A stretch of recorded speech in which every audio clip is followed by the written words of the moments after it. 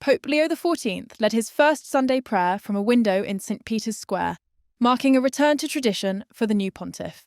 Just 2 weeks after his inauguration, the first American pope continues to define his papacy. Let's explore this historic moment.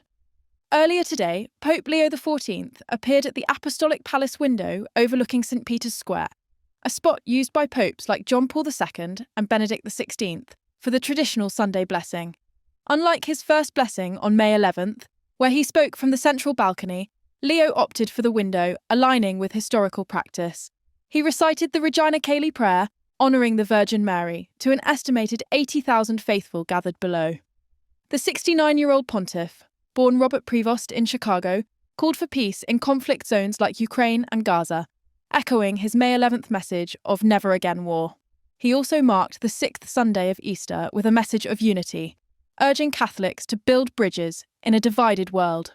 This shift to the window signals Leo's nod to tradition, a contrast to his predecessor Pope Francis, who often used the balcony or guesthouse settings. Leo, who moved into the papal apartments last week, seems to balance Francis's progressive legacy with traditionalist elements, evident in his choice of ornate vestments earlier this month.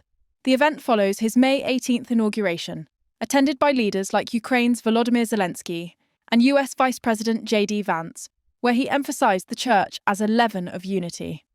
Today's prayer also coincides with a scheduled Eucharistic celebration at the Archbasilica of St. John Lateran, per Vatican News, underscoring Leo's active liturgical agenda in his first month as the 267th Pope. Reactions on X show a mix of excitement and scrutiny. Fans like those from Houston, who waved American flags on May 11th, continue to celebrate Leo's dual US-Peruvian identity, with some calling him a bridge between Americas. Others question if his traditional leanings, like using the window, signal a conservative shift, despite his progressive rhetoric on AI and social justice. The Vatican's choice to highlight peace again raises questions.